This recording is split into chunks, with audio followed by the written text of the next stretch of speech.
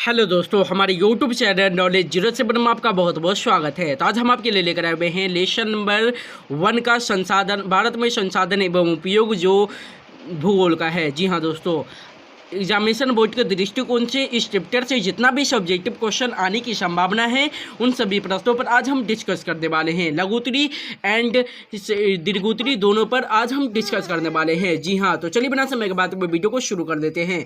जी हाँ, इस चैप्टर से जितना भी सब्जेक्टिव क्वेश्चन आने की संभावना है उन सभी प्रश्नों पर आज डिस्कस करने वाले हैं। जी हाँ, तो देखिए क्वेश्चन नंबर 1 कुछ इस प्रकार है आपका। संसाधन को परिभाषित कीजिए। संसाधन है उसे परिभाषित कीजिए परिभाषा के रूप में। संसाधन का अर्थ बहुत व्यापक है, जिन साधनों से मानव की आवश्यकता की पूर्ति होती है और उनका जीवन स्तर उन्नत होता है। जिन साधनों से, जिस भी साधन से मानव आदमी की आवश्यकताओं की पूर्ति होती है, उसकी आवश्यकता में काम आता है, उनका जीवन और स्तर उन्नत होता है, वो सभी की संसाधन कहलाता है। जैसे संसाधन में प्राकृतिक तथा मानवीय संसाधन सभी आ जाते हैं।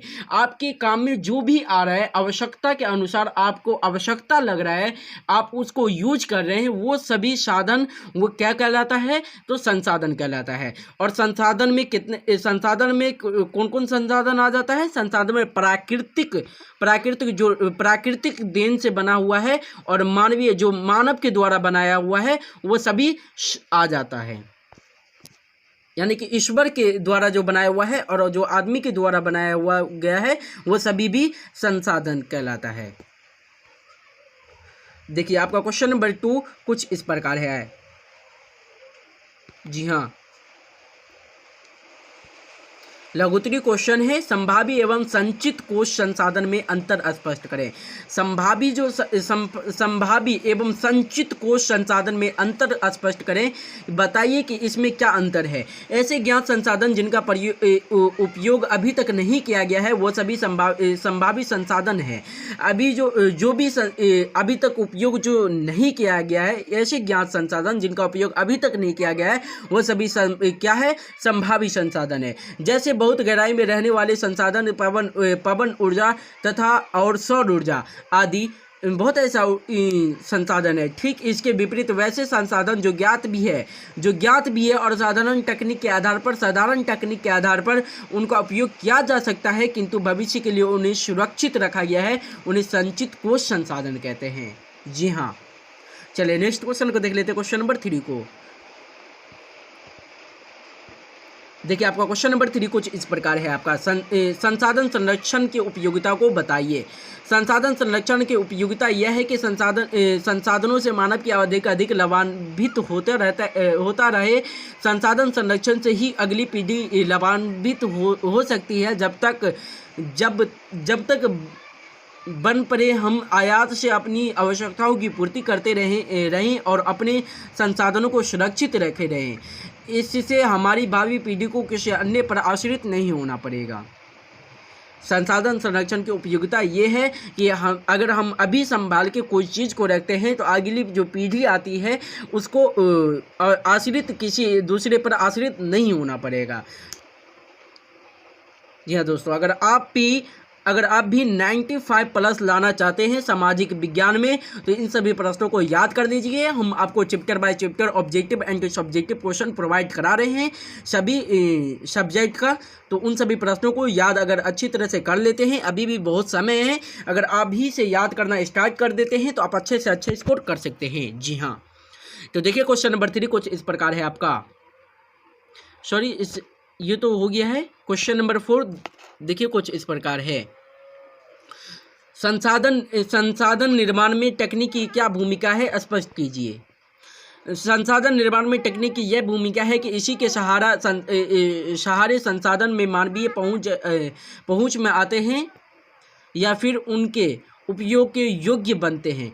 तकनीक के सहारे ही लोग खनिज कारखानों तक पहुंचते हैं और इसी के सहारे लोहा या स्टील का रूप धारण करते हैं। तकनीक के ही कहानी, ये जो एक स्थान से दूसरे स्थान पर आदमी जाता है, ये कोई भी सामान जाता है तो तकनीक के ही सहारे जाता है। गाड़ी घोड़ा नहीं रहेगा तो बहुत ही कठिन होता है। तकनीक के सहारे ही मानव योगी वास्ते बनती है, जिससे सभ्यता की विकसित होती है। जी हाँ, चलिए नेक्स्ट क्वेश्चन को देख लेते हैं। क्वेश्चन नंबर 1 को जो दीर्घोत्तरी क्वेश्चन है। जी हाँ दोस्तों, मात्र एक क्वेश्चन दिया गया है इस चैप्टर में से। अगर आप इनको अच्छी तरह से याद कर लेते हैं तो एग्जामिनेशन बोर्ड में आने की संभावना है। जी हाँ, देखिए आपका क्वेश्चन नंबर 1 कुछ इस प्रकार है, वो भी दीर्घोत्तरी क्वेश्चन है। स्वामित्व के आधार पर संसाधनों के विविध स्वरूपों का वर्णन कीजिए। बहुत बार पूछा गया क्वेश्चन है एग्जामिनेशन बोर्ड में, BSAB में। जी हाँ, स्वामित्व के आधार पर संसाधन के 4 प्रकार माने गए हैं। स्वामित्व के आधार पर कितने प्रकार के माने गए हैं? संसाधन को 4 प्रकार के माने गए हैं, ध्यान रखिएगा। ऑब्जेक्टिव यहाँ से बन सकता है कि स्वामित्व के आधार पर बताइए संसाधन कितने प्रकार के हैं, तो ऑप्शन में दिया रहेगा 4 प्रकार, तो आप वहाँ टिक मार दीजिएगा, राइट आंसर हो जाएगा। पहला है व्यक्तिगत संसाधन, दूसरा है सामुदायिक संसाधन, तीसरा है राष्ट्रीय संसाधन तथा अंतर्राष्ट्रीय संसाधन। इन सभी प्रश्नों को देख लीजिए और सेम टू सेम ऐसे ही लिखना है। तो देखिए व्यक्तिगत संसाधन, कुछ ऐसे संसाधन जिन पर व्यक्ति का विशेष अधिकार होता है, हालांकि उसके एवज में वो सरकार को किराया के रूप में लगान देते हैं। इन संसाधनों में खेत, बाग, बगीचे, तालाब, कुआं इत्यादि संसाधन आते हैं। इन पर व्यक्ति की निजी स्वामित्व रहता है। व्यक्तिगत संसाधन जो आपका खुद का अधिकार है, जैसे आपका घर जो है उसका खुद पर अधिकार है, आप किसी को आने की अनुमति दीजिएगा तभी वो अंदर आ सकता है, वरना नहीं आ सकता है। यही आपका व्यक्तिगत संसाधन है। बहुत ऐसा उदाहरण हो सकता है। जी हाँ, तो देखिए सामुदायिक संसाधन बहुत साधारण भाषा में लिखा गया है, तो आप अच्छे से अच्छे स्कोर कर सकते हैं। जी हाँ, याद करने में भी कोई तकलीफ नहीं होने वाला है, क्योंकि बहुत ही साधारण भाषा में लिखा गया है आप सब के लिए। तो देखिए सामुदायिक संसाधन किसे कहते हैं? सामुदायिक संसाधन में समुदाय विशेष के सभी लोगों का स्वामित्व रहता है। इसका उपयोग उस समुदाय के सभी व्यक्ति कर सकते हैं। उदाहरण के लिए चारगाह, मंदिर, मस्जिद, सामुदायिक भवन, तालाब, शमशान आदि के नाम दिए जा सकते हैं। नगरों में इसकी कोठी, पार्क, खेल मैदान, मंदिर, मस्जिद, गुरुद्वारा, गिरजाघर आदि आते हैं। जी हाँ, सामुदायिक संसाधन यानी कि समुदाय के, आपके जो सामुदायिक है, समुदाय के जो लोग हैं वो सभी आपके मिलकर जो बनाते हैं वो सामुदायिक संसाधन होता है। कोई भी यूज कर सकते हैं आपके समाज में, जैसे हो गया मंदिर, हो गया मस्जिद, हो गया सामुदायिक भवन, हो गया तालाब, हो गया शमशान, हो गया, ये सभी मिलकर यूज करते हैं। जैसे पार्क हो गया, कोई भी जा सकता है, सामुदायिक है, सबका अधिकार है कि आप वहाँ पे जा सकते हैं।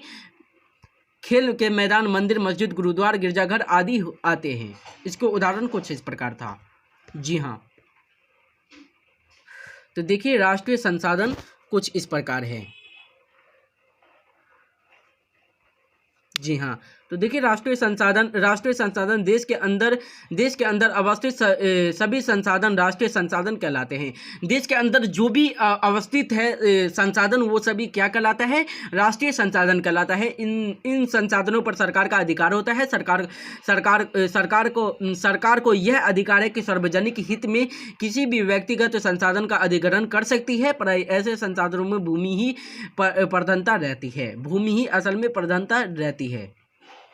राष्ट्रीय संसाधन इसे कहा जाता है। तो देखिए अंतर्राष्ट्रीय संसाधन किसे कहते हैं? अंतर्राष्ट्रीय संसाधन को अंतर्गत खासकर समुद्र आते हैं।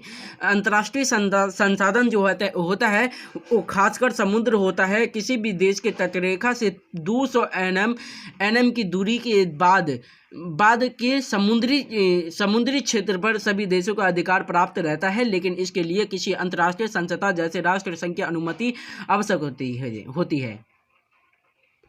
जी हाँ, तो देखिए संकेत में कुछ इस प्रकार दिया हुआ है नोट में, परियोजनाओं कार्य के प्रश्नों के कार्य छात्र को स्वयं करना है।